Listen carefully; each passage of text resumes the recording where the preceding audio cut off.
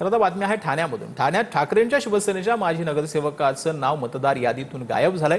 3 term नगरसेवक राहिलेल्या सुधीर भगत यांचं नाव मतदार यादीतून वगळण्यात आलंय। सुधीर भगत यांनी प्रशासनावर गंभीर आरोप करत खापर फोडलेला आहे।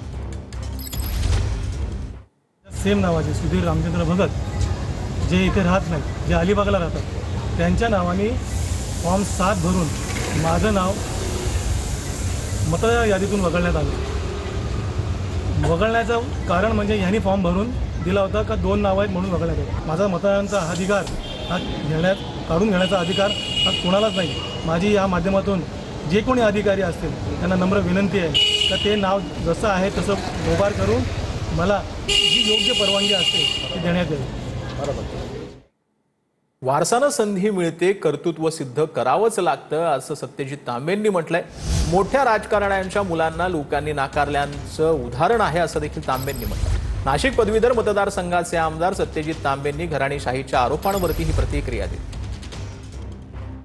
म्हणून माझं एक कायमचं वाक्य असतं की वारसाने संधी मिळते पण कर्तृत्व हे सिद्धच करावं लागतं। तसंच राजकारणामध्ये देखील आहे की मोठ्या मोठ्या राजकारण्यांचे मुलं राजकारणात आले पण ते जर कर्तृत्व सिद्ध करू शकले नाही तर त्यांना लोकांनी नाकारलेलं आहे। अशी अनेक उदाहरणं आपण समाजामध्ये पाहतो आणि म्हणून मला असं वाटतं की त्याला काही अर्थ नाही। तर संजय खोडकेंना पूर्ण जिल्हा ताब्यात घ्यायचा असे यशोमती ठाकूरांनी म्हटलेलं आहे। अजित पवारांच्या राष्ट्रवादीला एपीएमसी ताब्यात घ्यायचे आहे असं देखील यशोमती ठाकूरांनी म्हटलंय। तर आग लगी है तो धूर निकलने वाला है असं संजय खोडकेंनी प्रत्युत्तर दिलेलं आहे। तर संजय खोडकेंनी पूर्ण जिल्हा ताब्यात घ्यायचा आहे असं यशोमती ठाकूर यांनी म्हटलेलं आहे। तर यशोमती ठाकूरांच्या टीकेनंतर आता संजय खोडकेंनी देखील त्याला प्रत्युत्तर दिलं।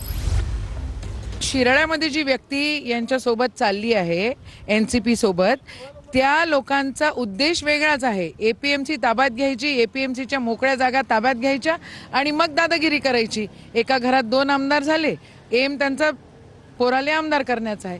असो, तुम्हाला काय करायचंय तुम्ही करा, पण आमचे लोक जर ताब्यात घेतले तर आम्ही का चुप्प बसणार आहे? इथं मर्डर होऊन राहिले आहेत, अमरावतीत दिन दहाडे मर्डर झालेले आहेत। अमरावती एपीएमसी यशोमती ठाकूरच्या ताब्यामध्ये 10 वर्षापासून ती आहे। आज महाराष्ट्रातली सर्वात खराब एपीएमसी जर कोणती असेल तर ती अमरावती एपीएमसी आहे। तिथं फार मोठ्या प्रमाणात भ्रष्टाचार आणि त्याचं डेव्हलपमेंट झालेलं नाही आहे। तो प्रवेश त्यांना लागलेला आहे कारण की त्यांच्या या तालुक्यामध्ये त्यांचं जे वर्चस्व होतं ते 100% मनोज देशमुख आणि त्यांच्या टीम आल्यामुळं ते कमी होणार असल्यामुळं त्यांनी माझ्यावर आग पाकड केलेली आहे। आता त्याच्यासाठी मी एक छोटंसं सांगू शकतो की आग लगी है तो धूर निकलने वाला है। तर आता बातमी आहे मालेगावमधून। मालेगावमध्ये न्याय मिळत नसल्यानं जनतेचा उद्रेक पाहायला मिळतोय असं विजय वडेट्टीवारांनी म्हटलेलं आहे। सरकारनं सुधारलं पाहिजे, वडेट्टीवारांनी सरकारवर टीका केली। आज गुन्हेगारी विरोधात उद्रेक, उद्या सरकार विरोधात असेल असं देखील वडेट्टीवारांनी म्हटलेलं आहे।